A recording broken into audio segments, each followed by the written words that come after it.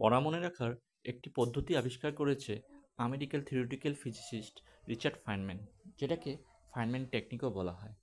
Feynman টেকনিকে মোট 4টি ধাপ রয়েছে। স্টাডি, প্রথম ধাপ।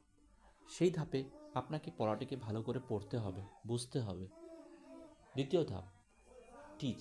পড়াটিকে ভালো করে পড়ার পর আপনাকে সেটাকে ভার্চুয়ালি বা আয়নার সম্মুখে বা উপযুক্ত কারোর সম্মুখে বোঝানোর চেষ্টা করতে হবে। সেকেন্ড ধাপের পর থার্ড ধাপ হচ্ছে ফিল ইন দ্য গ্যাপ, অর্থাৎ যখন আপনি পড়াটি কাউকে বোঝাতে যাবেন তখন আপনি কিছু অসুবিধার সম্মুখীন হতে পারেন, কিছু গ্যাপের সম্মুখীন হতে পারেন।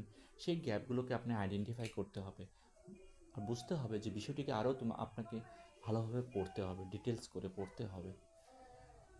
থার্ড ধাপের পর চতুর্থ ধাপটি হচ্ছে সিম্পলিফাই, অর্থাৎ আপনাকে এমন সব শব্দের চয়ন করতে হবে যাতে যে ছাত্রটি পড়াটিকে কোনোদিন পড়েনি সেও যাতে বুঝতে পারে। সিম্পলভাবে পড়াটিকে যতটা সহজভাবে বোঝানো যায় সেভাবে আপনাকে বোঝানোর চেষ্টা করতে হবে।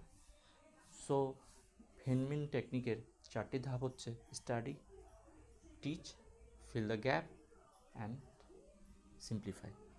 Thank you.